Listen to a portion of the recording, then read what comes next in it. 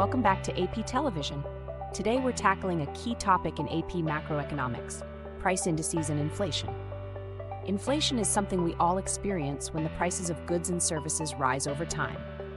In this video, we'll break down what inflation is, how it's measured, and the tools economists use to track price changes like the Consumer Price Index, CPI, and GDP Deflator.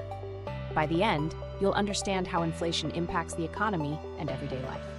Here's what we'll cover: definitions of inflation and deflation, the role of price indices like the CPI, how inflation is calculated, and some real-world examples to bring it all together. Let's dive in. So what exactly is inflation? It refers to the general increase in the prices of goods and services in an economy over time. When inflation rises, the purchasing power of money decreases, meaning you can buy less with the same amount of money. On the flip side, deflation is when the prices of goods and services fall, increasing the purchasing power of money. To track inflation, economists use price indices. A price index measures the average price changes of a basket of goods over time.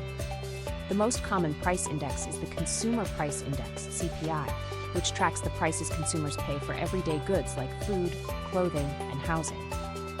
There's also the GDP Deflator, which measures price changes across all goods and services produced domestically, not just consumer goods. It's a broader measure of inflation. Let's talk about how inflation is calculated. The inflation rate is the percentage change in a price index, usually the CPI, from one year to the next. Here's the formula. Inflation rate equals CPI in year 2, CPI in year 1, CPI in year 1, 100. For example, if the CPI increases from 200 to 220 in 1 year, the inflation rate would be calculated as 220 minus 200, where 200 times 100 equals 10%. This tells us that prices increased by 10% over the year. Next, let's cover the difference between real and nominal values. Nominal values are measured in current prices without adjusting for inflation. Real values, on the other hand, are adjusted for inflation, giving us a clearer picture of purchasing power over time. For example, if your wages go up by 5% but inflation is 3%, your real wage increase is only 2%. Real values help us understand the true change in purchasing power. Inflation comes in different forms. Demand-pull inflation occurs when demand exceeds supply, driving up prices. Think of it as too much money chasing too few goods.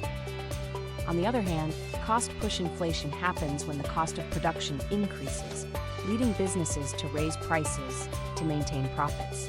A classic example is rising oil prices, which increase transportation costs. There's also built-in inflation, where rising wages lead to higher production costs, which in turn lead to higher prices, creating a cycle.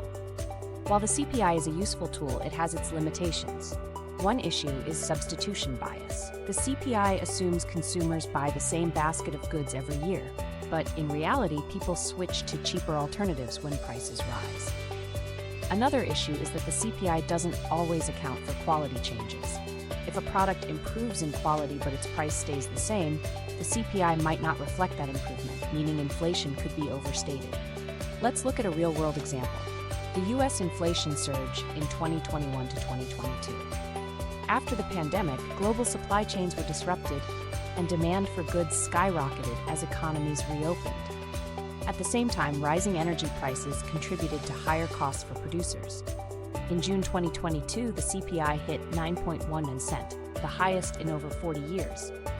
This surge in inflation affected everything from groceries to housing, reducing the purchasing power of many Americans. So what have we learned today? Inflation affects everyone, and it's measured using tools like the CPI and GDP Deflator. We explored how inflation is calculated, the difference between real and nominal values, and why the CPI has its limitations. Make sure to subscribe to AP Television for more lessons on macroeconomics, and we'll see you in the next video.